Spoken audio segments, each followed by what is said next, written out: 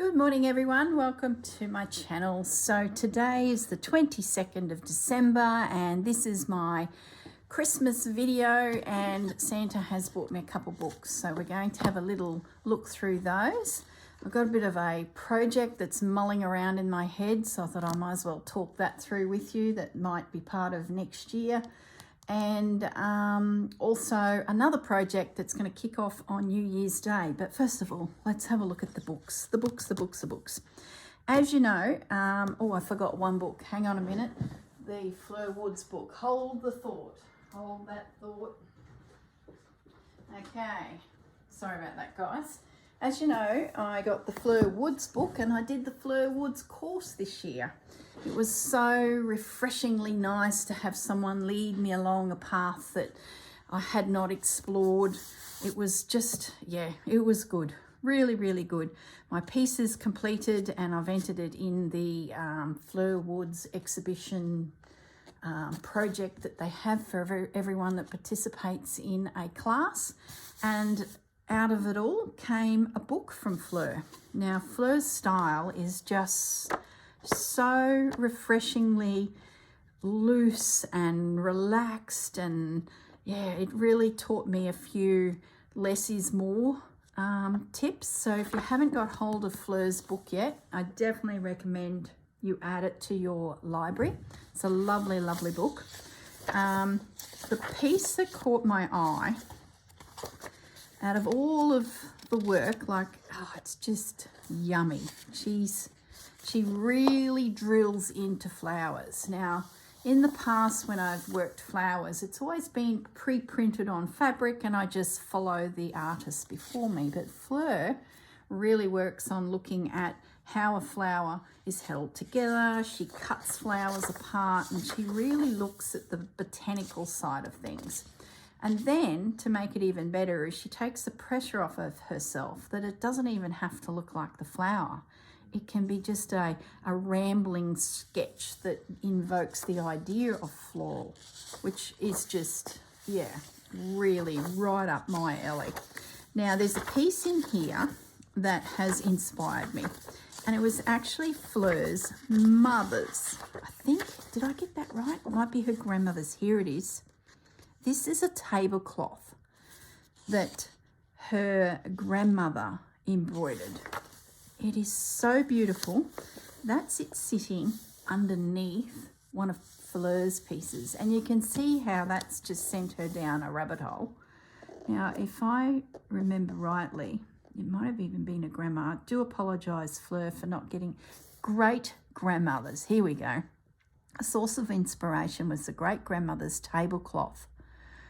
And I've placed a creative piece in response. Yeah, that's Fleur. That's the great grandmothers. I just love it.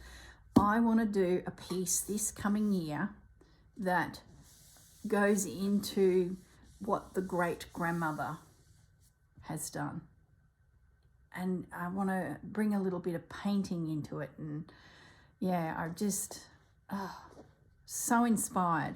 Now, in the little Facebook group, is there any more pictures of it? In the little Facebook group that she sets up with everyone,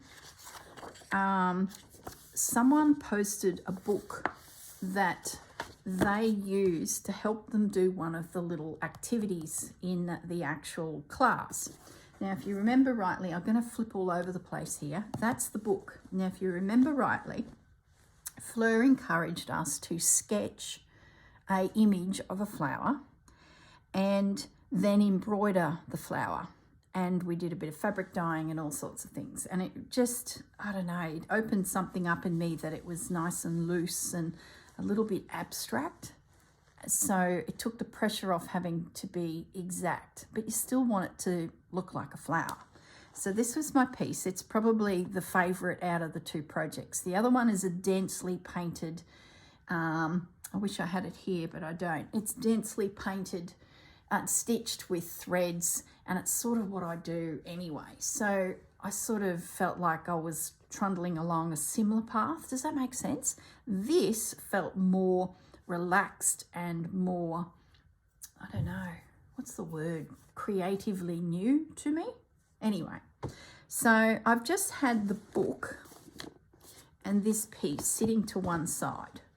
And I thought next year I'm going to explore my creative side in the way of drawing and sketching and painting. And then as I was sort of tidying up and packing up, I found this piece of fabric. Now I'm pretty sure I showed you guys this at some point in the year. It's a Riley Blake design. It's called Honeybee. That's the C11701. And it's just, see what I mean? Like things just come together. This is 2024. I really believe there's going to be a project here. I've been sort of chatting to Susanna about it as well, and we're both sort of feeling like pulling out the paints and watercolour. I bought a set of Inktense pencils and I haven't really used them yet. So, you know, use what we've got. What does Jennifer say? It's start where you are and use what you've got. It's so true. So I've got this piece of fabric. I've got this inspiration. I've got this girl backing me, behind me. She's so clever at what she does. And that grandmother piece. So anyway, let's get through the books and then I'll show you this little pile over here and you'll sort of see where I'm heading with it all. Now, someone in the group, as I said, posted a photograph of this, and it is a collection. It was very inexpensive too. Don't ask me the price, I can't remember now. Santa's had it under the tree. It's sketches from the Royal Botanical Gardens of Britain of different plants. And I thought, what better way to start? And it's designed for artists, embroiderers and craftsmen. So these are images that we can use to get us started or be inspired by. Look at the poppies. It sort of is going to help me, oh, look at that, sort of get my image right and have a go at sketching instead of pulling it from my brain or the internet. And you can end up anywhere on the internet and you never quite know your images that you're looking at or referring to if they belong to someone. So you've got to be so careful. And when I saw this pop up, I thought, now look at that. I thought, what, just a daisy. I thought, what a beautiful book. Oh, Leanne, look at that. I bet Leanne has this book. She's always doing floral stitching, poinsettias. I think this is a really good asset to your library.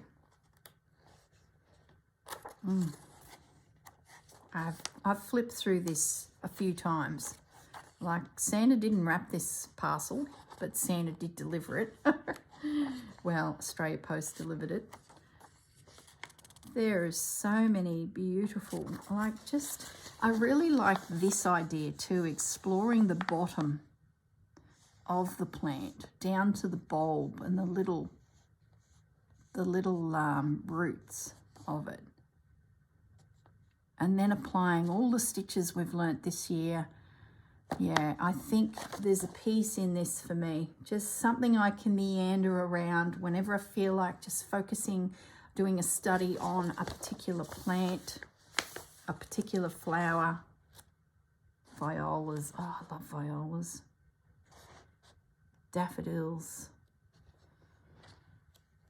Yeah, really good book. Highly, highly recommend that book. So take a screenshot. I'll have the details in the description. I think I got it off Booktopia from memory. It's either Booktopia or Can Do Books, an Australian company. Now, this book I found as well. And now this is a similar thing. But this is going to show me how to apply colour. Let's say I want to add some paints into the flowers. So I can pick a flower and most likely there'll be an image in here that I can use as my base, but I can have a really good look in at the shading of the flower. So this is how to paint them, because I'd like to do a combination of both, a bit of paint and a little bit of stitch. Oh, like so beautiful. really, really, really clever. So if you have not done watercolour painting at all, and you may be able to pick up a set of paint somewhere, just get some cheap ones. They don't have to be really expensive. A book like this will really give you a bit of an idea of how to lay down your colours and build up some bases to your flowers. It's very well done, and it's based on the Royal Botanic Gardens, so it's all of their sketches then apply. Oh, look at it. It's just, you could seriously pick a flower once a month and go for it. And we're sort of, like I said, been chatting with Susanna about, you know, a project. So I may already have nutted this out with Susanna before making this video, but I really, we're sort of mulling it all around. Look at the fuchsias. Even if you got your watercolours and you painted the real soft background and then stitched these in, how much fun is that? Yeah, so going to do something floral. Thanks to Fleur's great grandmother and that piece. I can see why it grabbed Fleur and took her on a whole journey. While we are on that whole idea, in the process of tidying up my craft room and packing it, these two books fell out of the cupboard. Now this one I bought at the post office one year, and it was reduced, and it caught my eye, and it is pretty much a similar version of this, but it's more about how the plant grows, and you know, if you want to take cuttings. So it's like a gardener's version of, there's those crocus, look. So someone has made a watercolour book, and someone has done a gardening book. You can see I've been drawn to, I'm going to go straight to the, maybe it was in the sketchbook. Yeah, the crocus aren't actually there. It was in here.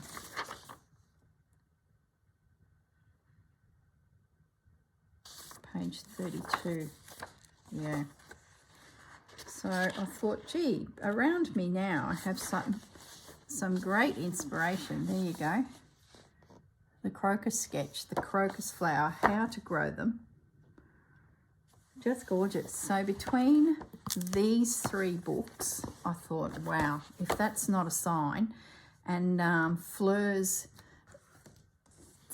inspiration, it's just, yeah, meant to be. Then I had this one come out. Now, I think this lady is an Australian artist.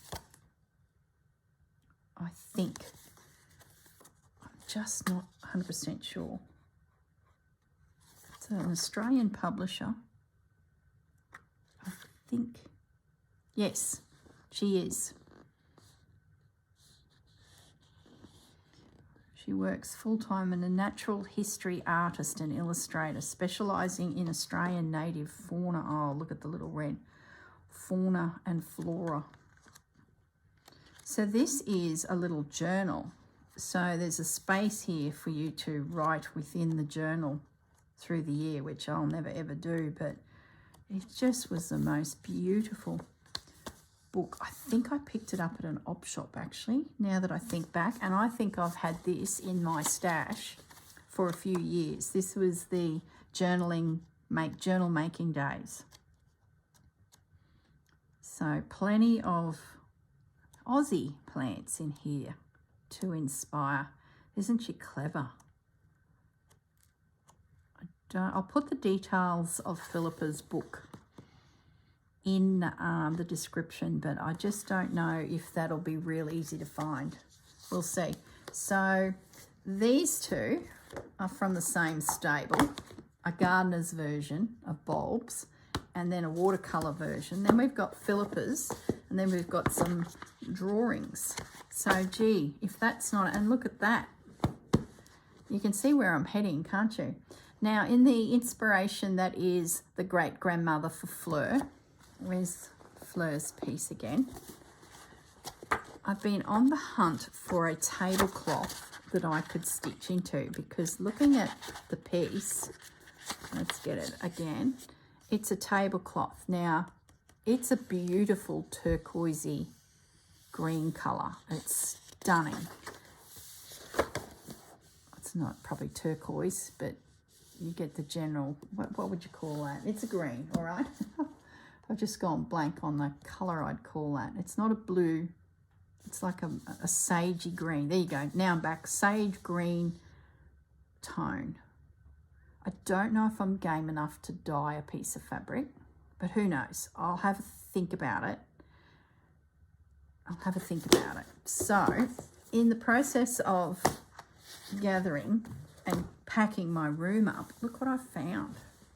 I didn't realise that I had this very old tablecloth, and it's not too big. It's only 92 centimetres by 92. Someone has gone before me and done some stitching, which I just think is glorious. Look at that.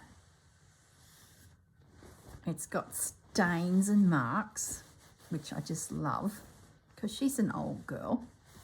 I'm yet to give it a really good clean. It came from an op shop, and I've sort of just popped it to one side, and I've got to be a bit careful because I don't really want to lose the artwork. So I'll have to just check that doesn't disappear on me. But it smells really, really nice. So maybe someone has cleaned it before me. I'm not sure. It's got a perfume smell about it. Certainly didn't smell old, but we've certainly got a few marks, and you can see where it's been folded. See the dust line? So I thought, well, what a great size. It's not too big.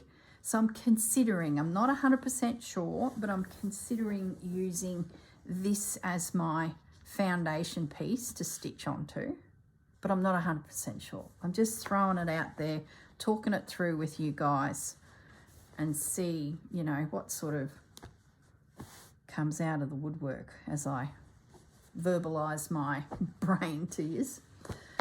All right, now off that topic, which is sort of all themed, this was the other book I picked up. Now, English paper piecing, I'm a bit of a fan of it, but I'm not a lover of doing it. But I thought, I saw this book, I think it was in Can Do Books, it was on sale, and I thought, I'm just going to have a look through it. There might be a project, and it was 18 different projects. So I've added it to my stash. It's a fairly current publication, because I can see Tilda patterns throughout that are definitely still out there for sale. But there's all sorts of things in here. I really like this little bag here. It's very clever. And the bit that I enjoyed having a read through is, like, I can do hexagons and all that, but I haven't ever played with some of these odd shapes. So, like bringing in these, I've always wondered what they do around there. So it's not a bad little, I guess, something. Look at that. How clever is that? Something to have just to refer to see technique. They always make it so beautifully photographed, don't they? Now, this caught my eye. Now, there's quite a few out there that have been making hexagons with old embroidery included into the hexagon. I love that idea. So that's a definite have to explore one day, is make some hexies that use little morsels of beautiful embroidery. My problem is I don't have a lot of this type of embroidery. So it's sort of in the back of my mind if I was going to do something hexagon related. I'll show you that's clever too. If you had, oh no, not that, no, it's another one. And I thought, gee, if you had a young person that was getting ready to learn sewing, that bag is nice. It's got like a little pleated section within it, and it's just beautiful. Don't know if I'll ever get it made. I've got so many bag patterns, it's ridiculous. But it is very nice. I'll show you. It's like a project bag. Look at the mice. Aren't they just adorable? I could see myself making that. Very simple. Good project for kids. Look at these. Cover your tape measure. Seriously, the size of those hexagons. Oh, don't think that's going to happen. Maybe this is the organizer. Yes, this. What a great gift for a young person learning to stitch. Little hoop, a place to put some cottons, the scissors, the needle, little pocket. What a fantastic starter for a young person. I just thought that was a great idea. That, the bag, the mouse, using old linens, even that's not bad too. That's a pin cushion and then storage around the side. Don't know if I'd ever make it, but I like the concept. So not a bad little book. I don't know if there's anything that's caught your eye there that would make you want to add this one to your stash. Cushions, don't need cushions. It's not a bad little book. And then in the back are all the patterns and the templates.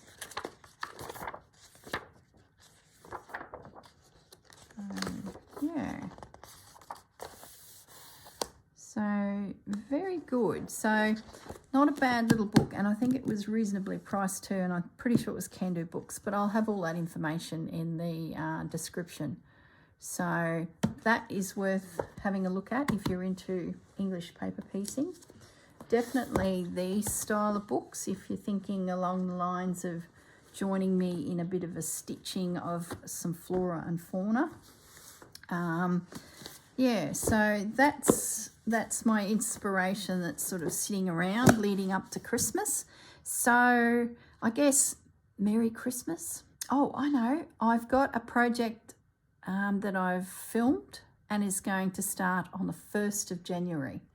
So, which brings me to my videos. So this is a Merry Christmas, have a great Christmas, see you all on the flip side. On the 1st of January is my first video back. So there won't be any videos over Christmas. Just give you guys a break. Go and spend some time with friends and family or get into your stash and pull something out and finish it off. Which brings me to the project that's going to kick off on the 1st of January 2024 for me. It is going to be hashtag Stashbusting 2024. So that's the hashtag. So I'm calling out to all the fellow YouTubers out there. If you've got something in your craft room, and this all came about because I was packing up a craft room and moving it, I found that there was a particular category of craft that was sitting there looking at me, and I haven't touched it for probably 3 or 4 years because journal making came along and then stitching came along, and I thought if I don't deal with it, it will be there in another 5 years. So that's the whole premise of this particular project. It'll be a video every so often, probably once a month, just to catch up with where I'm at with busting this stash. I've come up with a project, a goal for the project. You'll get more details on the 1st of January, and a plan of attack. And if I can pull it off, it will give me nearly a cubic metre of space in my craft room that will be free for something else. So that's the plan. So stay tuned. So all you YouTubers out there in our circle of stitching and journal making, have a think over the next week of where in your craft room do you have something that is just no longer your thing. So it'll be a case of what plan can you put in place for 2024 to bust it out. It doesn't even have to be made. It can be as simple as donated, but it's gotta go. We're busting out the stash. We're we're making space for the year of 2024. I think it'll be quite therapeutic, actually. That's the plan. So I'll leave it at that. There'll be more details on the 1st of January. In the meantime, guys, have a great Christmas. Have a great holiday. Have a break. Get yourself a bit of stitching time if you can. And I will say goodbye. I'm going to hang out with the family and some friends and really do not a lot, but maybe just eat. It's always the way, isn't it? I'll try not to eat too much.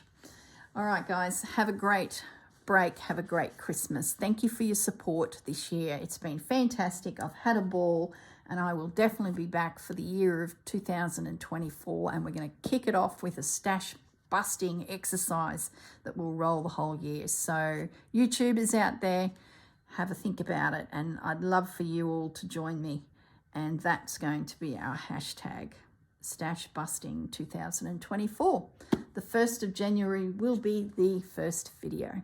All right, guys, look after yourselves. Have a great break, and I will see you all in the new year. Bye. Merry Christmas. Bye.